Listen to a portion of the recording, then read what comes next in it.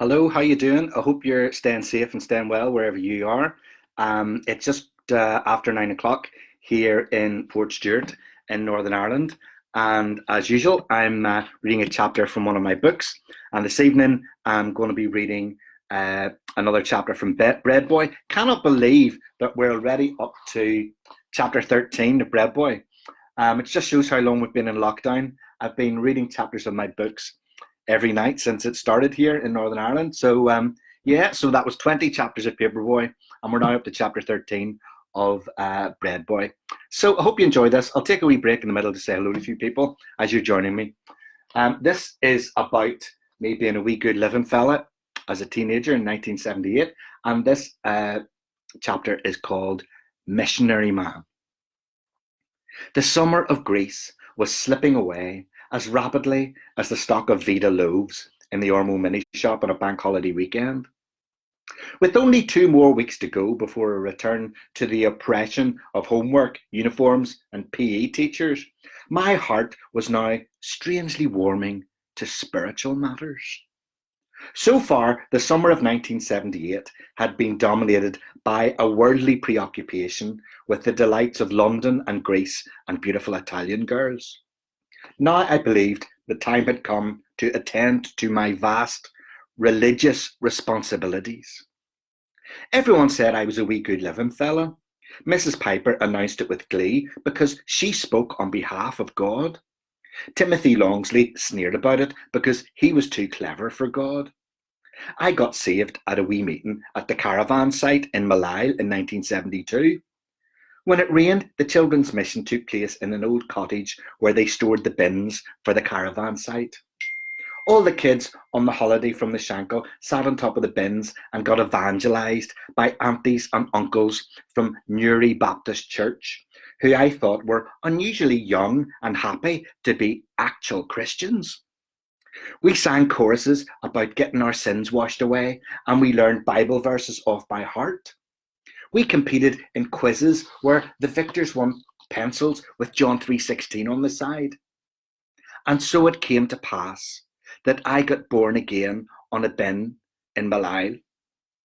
Unlike many of my fellow converts, I was so certain of my spiritual transformation that I had no desire to get born again and again.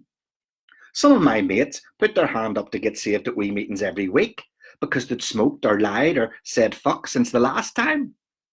But my conversion had been much more assured because, as far as I was concerned, once I had asked Jesus into my heart, he would stay there forever.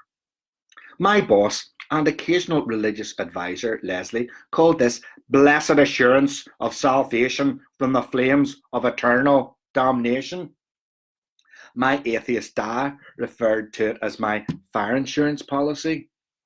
Every time I talked about being saved, my father used the term sanctimonious, but I forgave him for this persecution for the sake of the gospel. My granny was so proud she told everyone I was going to become a Presbyterian minister, even though I had never expressed such grand ambition. To become a reverend was almost as venerable as becoming a doctor at the Royal Victoria Hospital. One of the sacred responsibilities of being saved was to get other people saved too. My first experience of sharing the good news was as a Sunday school teacher for Ballygomartin Presbyterian Church. So I'll tell you a little bit more about that in a minute. Well, I want to say hello to some people. Hello, all the regulars are here. Hi, Kenneth Glenville and Mary Black.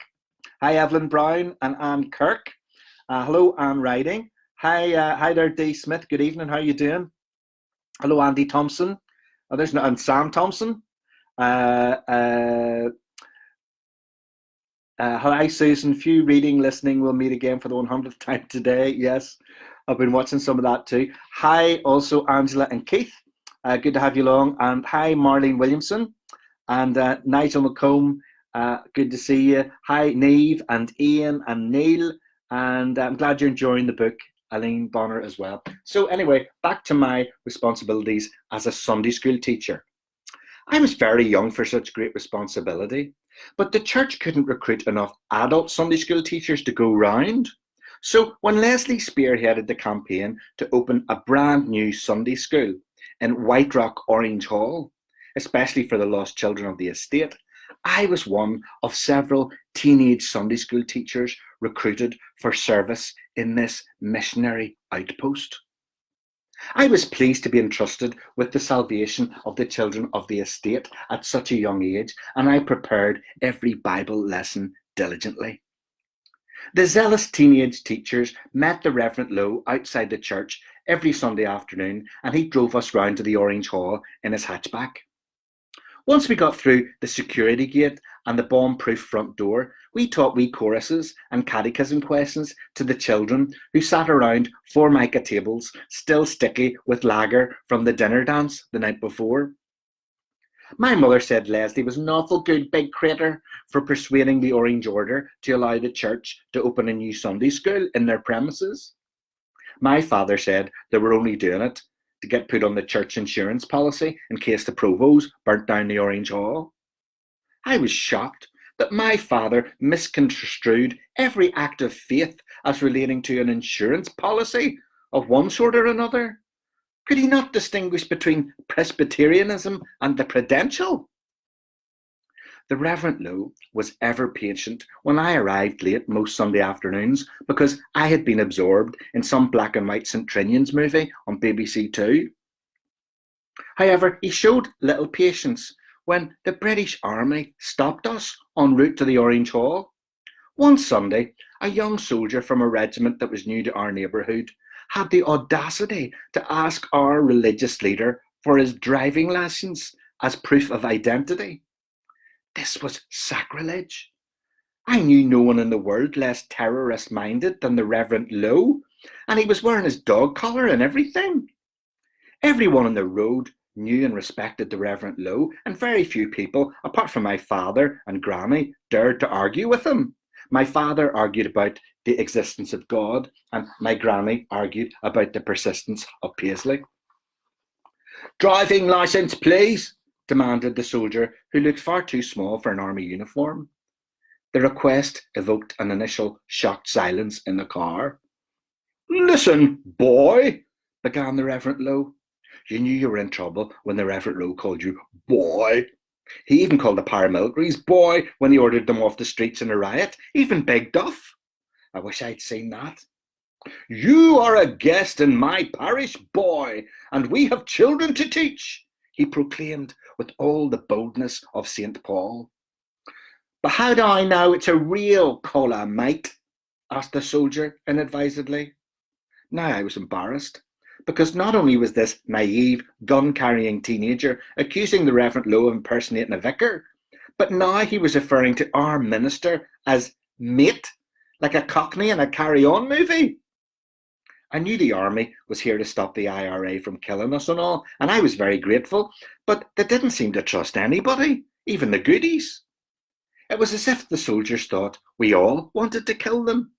"You listen to me, boy," said the Reverend Lowe. "Do you want me to take this up with a higher authority?" I wasn't sure whether he was referring to God or a big army general, but this threat seemed to do the job. The young soldier cowered behind his weapon, which looked too heavy for him anyway, and we were ushered through the checkpoint. As we drove off, I noticed how sad and confused the soldier looked, even with his gun. I was certain that colouring in Jesus feeding the 5,000 times was pretty tiresome for most children, so it did. So I did my best to make Sunday school less boring. I made up exciting quizzes and games to make it more engaging. My class was like Cracker Jack with Jesus. The catechism was full of old words that nobody really understood, and so it was very hard for the wee kids to learn it off by heart. They had to have another go at the same answers for weeks on end until I finally gave in and pretended they knew it and put a tick beside the unlearned catechism question. I soon discovered that telling the children they needed to get saved every single week was likely to have the opposite effect. I had been saved for years now, but I got told I needed to be born again at every single wee meeting since. I realised reiteration might be a problem during quizzes with my eager Sunday school class. They were only 6 years old, but they'd already learned that the answer to every question was probably Jesus. When I asked, who fed the 5,000s? My class would answer in unison, confidently and correctly, Jesus. But when the question was slightly more difficult, I began to notice a problem.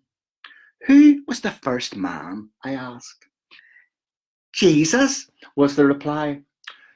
Who had a coat of many colours? I quizzed. Jesus. At first I thought these answers were just innocent mistakes, but then I became concerned that the source of such great theological error might be my poor teaching. After all, I was only 14 and nearly shaven, and sometimes I didn't prepare very well if I was too busy watching Wonder Woman or building a bony. I soon noticed that the problem was getting worse. Who cut Samson's hair to take away his strength? Jesus. Who built an ark for all the animals? Jesus. I began to fret that my Sunday school pupils weren't even listening. And so, one Sunday, I decided to ask a trick question, just to check.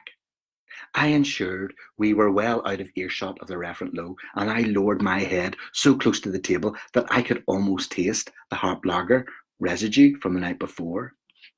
Who is Luke Skywalker's father? I asked in a whisper.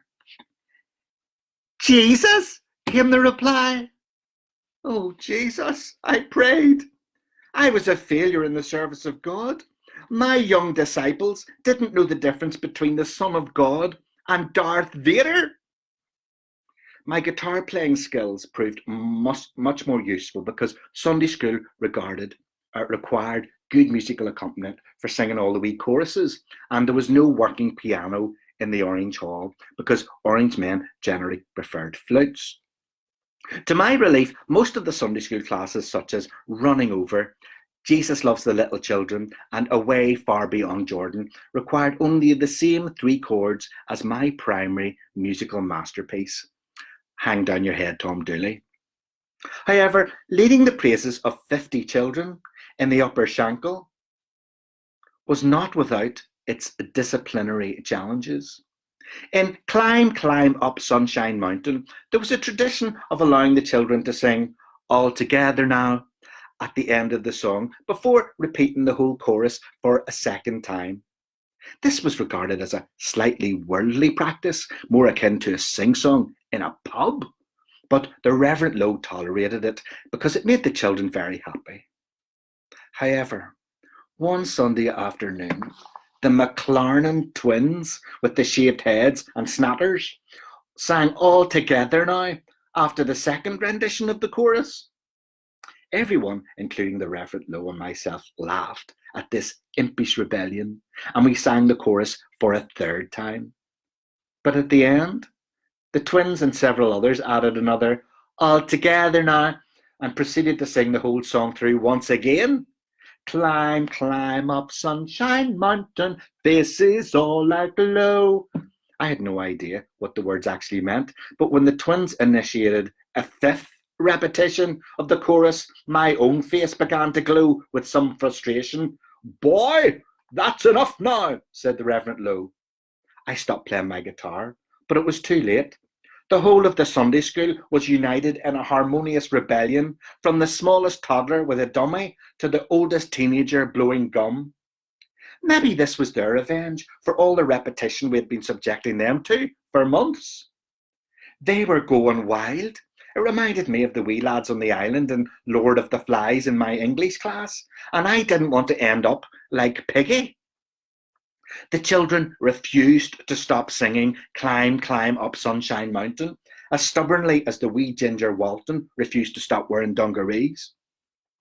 I knew this was a nice song about going up to heaven or something, but after the 16th rendition, it was more annoying than the constant replay of Father Abraham and the Smurfs on wee Sandra Hull's cassette recorder. The Reverend Lowe was starting to climb up the Orange Hall walls, and he was going very red in the face. You boy, he said, pointing to one of the McLarnon twins. Enough! I had never seen my Sunday school children looking so happy and free. They ignored us with great delight and sung "All Together Now" again. Even the British Army had shrunk under the Reverend Lowe's authority, but these 6-year-olds were now unmistakably in charge. The more times my spiritual charges sang the song, the more angry I became, and I had to try to control myself. I was here to tell the children that God loved them and to love their neighbour and their enemies, even Catholics. But after the 18th chorus, there were only 4 words in my mind: "Shut your bloody beaks!" The devil on my shoulder was trying to make me curse at wee children that I wanted to get saved.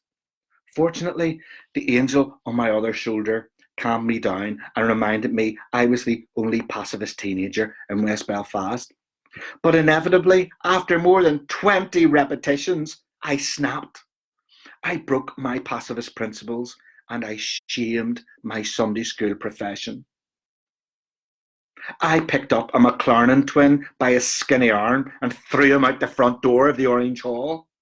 The hall erupted in cheers and a further "All Together Now," led by the remaining twin.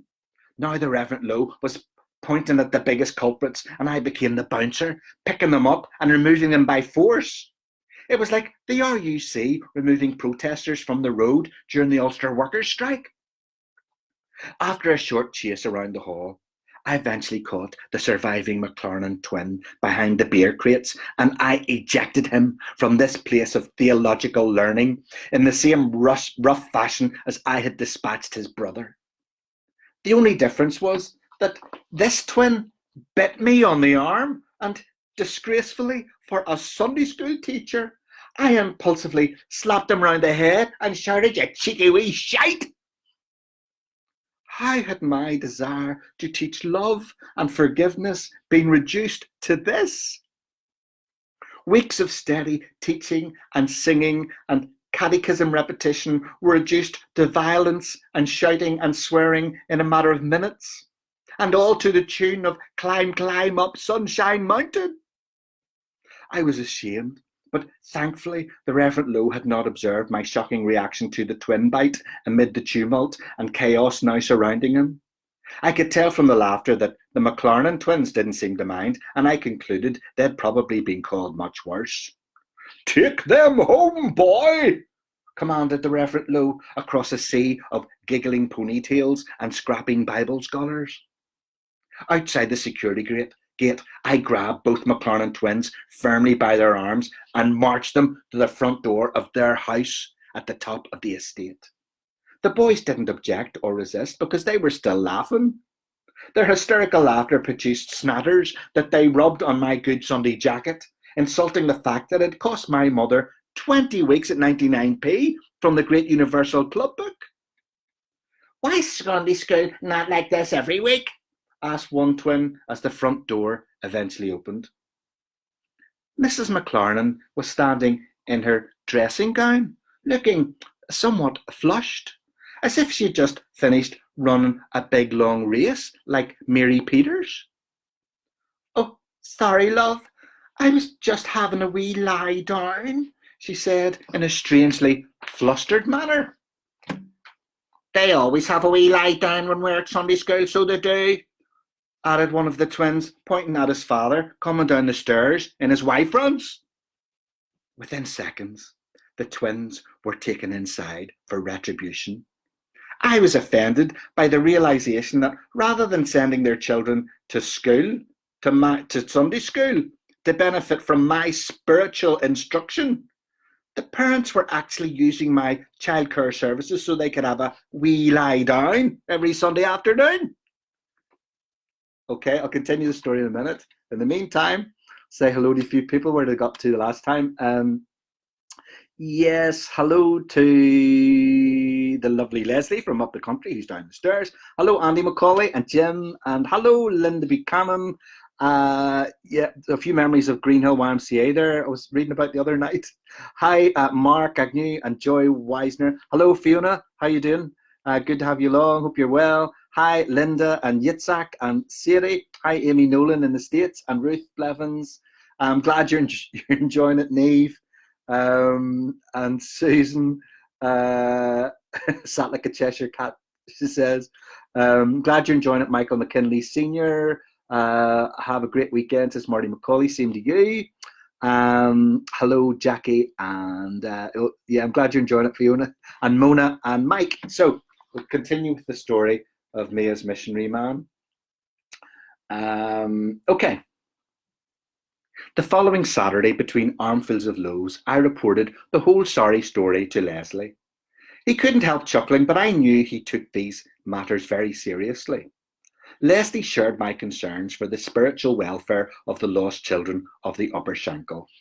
As we delivered the bread together that Saturday morning, I imagined we were providing our customers with Holy Communion, like missionaries in a jungle up the Amazon.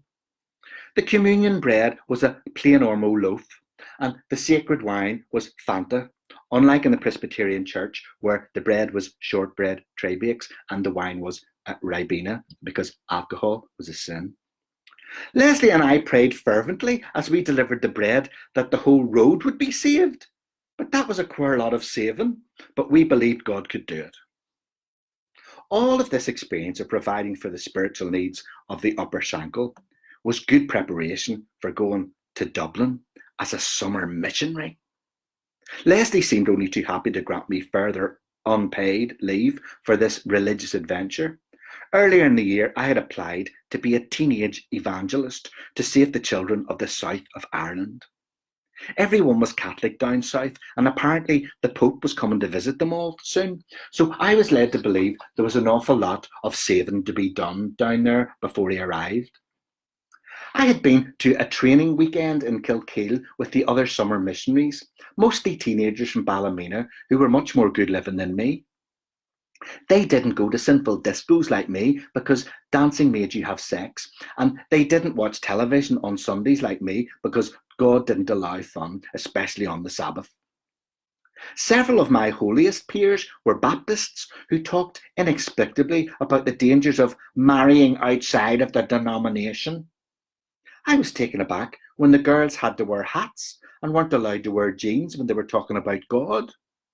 Apparently, there was some bit in the Old Testament that forbade girls from doing most things, but when I read these sections of the Bible, I noticed it commanded lots of weird things about wearing tassels and killing people for no good reason, so I wasn't convinced.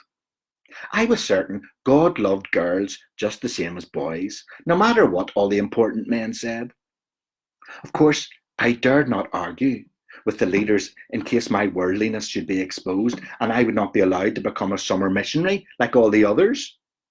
In spite of the abundance of thou shalt nots, I made new friends and enjoyed learning how to teach Bible stories to children. When I finally arrived in Dublin in August, I met Uncle Samuel, who was the main man in charge of getting all the children in Dublin saved. He had a big beard and he spoke with all the spiritual authority of Charlton Heston in the Bible. Nearly everyone in Dublin was a Catholic, so Uncle Samuel taught us all the main Roman Catholic doctrines like Mass and Mary, and then showed us where the Bible said they were all wrong. Every day we went out into the wild estates of Dublin with a good news caravan and throngs of children with Irish accents crammed into our sanctuary. The young Dubliners listened to our Bible stories and joined in singing happy songs about getting born again. None of the children seemed to know any of the Catholic doctrines, so we didn't have to go to the trouble of pointing out they were all wrong. Although in one estate a mother removed her children in the middle of the story of blind Bartimaeus getting healed because her priest had told her we were heretics. This worried me because heretics always got burnt alive in my history books. In another estate, a very pretty teenager asked me to go behind the flats with her, but I declined and explained that we could talk about God just as easily in front of the flats.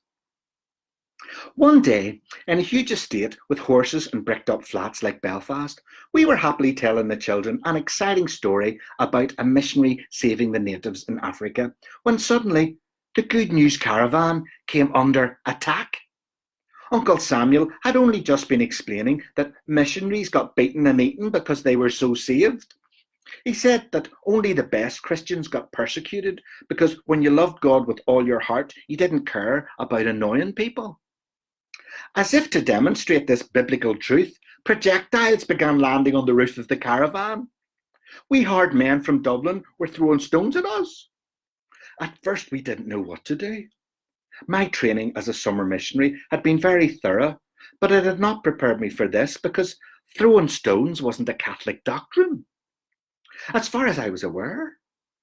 Fortunately, coming from Belfast, I had a lot of experience of wee hoods and avoiding stone throwing, so I put my experience to good use and told the children not to worry. I asked them to see if they could sing Jesus Loves Me so loud they couldn't hear the stones hitting the caravan. As we sang at the top of our voices, Uncle Samuel ran outside to confront the wee hoods. "You're talking a load of shite, mister." I could hear the wee hoods shouting over Jesus Loves Me. I ran to the door of the caravan and watched Uncle Samuel sprint towards our persecutors, shaking his fist and waving his King James. With his big beard, he looked like Charlton Heston chasing the Egyptians into the Red Sea. The wee hoods turned and began to run away, but I genuinely didn't want them to run into the Liffey and get drowned like the godless Egyptians. It wasn't clear whether it was the fist or the Bible that scared them off, but they weren't so hard now. To my amazement, even after they'd scarpered, Uncle Samuel kept on running after them the whole way up the road. In the distance, I could see him waving his big black King James Bible and shouting after them, "You can't run away from God!" This was extraordinary. We had just been persecuted like Daniel in the Bible, except not with lions. We had been stoned like St. Stephen, except they hadn't killed us this time. I accepted piously that this was all part of the life of sacrifice and persecution that came with being a real missionary man. When the time came to return to Belfast and go back to school, I felt more grown up than ever. As my thoughts turned once again from spiritual matters to more corporeal concerns, I hoped and even prayed that when I went back to school in September, Judy Carton would notice and embrace my newfound confidence and my manliness. How could she possibly resist me now? I had spent a week abroad in a foreign country as a missionary, and I had been persecuted for my faith. I wasn't just some wee good living fella who played choruses on a guitar in an orange hall up the Shankill. I had been like an assistant to Charlton Heston himself. I was a strong and courageous man of God now. So I was. There you are. That's chapter 13 of Breadboy. Thanks very much for watching. Let's say hello to a few other people. Hello, Mike and Walter and Mark and Brian Smith there. You like the Dublin accent, Neve? I'm glad you like the Dublin accent there. Evelyn says, so funny. Thanks again. Have a great weekend. Same to you, Evelyn. I'll be back on Monday night with the next lockdown book reading, which will be chapter 14 of Breadboy. Nigel says, getting up at 6 a.m. on a Saturday to listen in Oz. That's how much you're enjoying it. Yeah, so it's not a bedtime reading for you, Nigel. It's a very early morning read for you.